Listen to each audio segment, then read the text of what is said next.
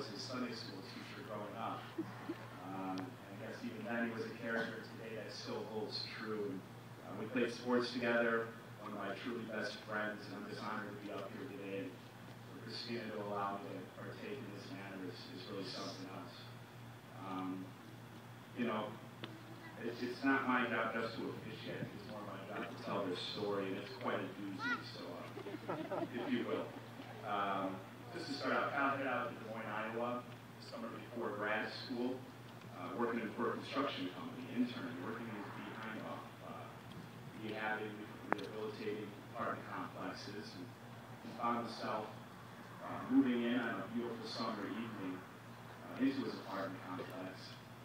He took a look up on the outdoor stairwell, and there was this little lady, Christina, sitting out there, talking on her cell phone. You know, it was a moment for Kyle in which I guess maybe he could have gone a number of different ways, but he wanted to find a way to break the ice with Christina. So he was moving in, and he had this desk that was sitting there. He needed help moving the desk, apparently, even though he claims he could have done it by himself. So what did this guy do? He asked Christina, this little Italian lady sitting on her steps, to give him a hand. And she did. What a guy and what a girl. To either extent, just as their fortunes had it, they moved back that desk together, and the night went on for 4 hours with them talking into the night about where they've been, where they're at, where they want to be. And they really had a true connection.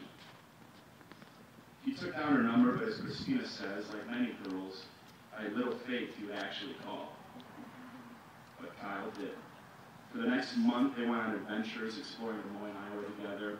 Loving life with their summer love came to an end, though, when Kyle had to move back to Chicago for grad school.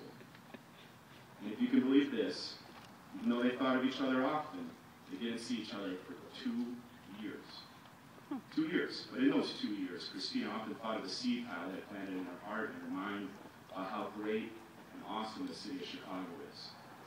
So when she was looking for her college, later on, it was her good friend Katie, who's now her maid of honor, who gave Kyle a call and said, hey, Christina and I are coming into town to check out Columbia.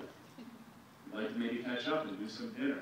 Kyle obliged, of course, and it was like they hadn't even missed a beat. I think at this point, Katie could be sitting on either side here from making that phone call. She decided to go to Columbia, and the two developed a weekly ritual of sushi dates. And although it was slow moving, they realized they had something more to be had. Christina came to realize, quote, Kyle was not put in my life just to be a friend. Kyle, on the other hand, was on the fence about dating anybody, but he said he was drawn to her like no other. And that someone above was telling him he was making the right decision in pursuing more with Christina. That pursuit included numerous dinners, trips to apple orchards, enjoying fall weather, which is why they chose to have their wedding on such a beautiful fall day. And we need to all thank God for that. But then came some hard times. Financially, for Christina, she faced the project of moving away from Chicago and the school she loved in Columbia. The prices in Chicago had just skyrocketed. Both rather traditional people, they didn't want to necessarily move in together, but they knew this might be the only choice to keep Christina in Chicago.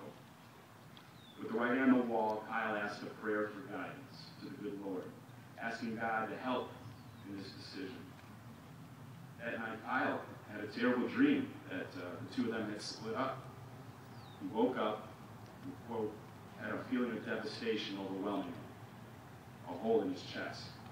Coming to realize there wasn't a dream, he didn't care for it one bit, so his ears perked up a little bit more, possibly God reaching out from above. And he found another sign in his grandfather, John. John was passing away at a VA, and God rest his soul. Grandpa John served as a messenger for Kyle. Kyle was dropping off an oxygen tape for him, and Grandpa John beckoned him over. Kyle! Kyle! Kyle went to his bedside. He said, that girl Chris of yours, she's a good girl. You should keep her around. As Kyle puts it, I never heard him say anything like that to me ever about any girl I brought around. Respecting his grandpa to the fullest, and that prayer that he made, he cemented the deal in his mind about Christina. She would move in, and one day he would make her his wife. It was time for a power move. Since then, they've had many adventures in life. The first time Christina met the family, she had the pleasure of going to his sister Megan's college graduation party. First time meeting the family. After a wild night of letting their hair down, the two little lovebirds found themselves sleeping in a tent outside. That's how we do it up north on occasion in Illinois. Someone, Kyle thinks it was his brother Greg, decided to unhook the tent and cause it to fall down on the couch. Apparently now comes out it was Megan. Kyle had a few beers in him like a good people would. So Christina's attempts to shake him awake were to no avail. He continued in the morning, passed out on a collapsed tent, while Christina went inside to find a blanket and pillow. Kyle knew this lady was something else, if she could put up with that being her first meeting with the family. And Kyle had a wonderful time getting to know Christina as well. Kyle loved talking with Pam. As he says, she's incredibly smart, well-traveled,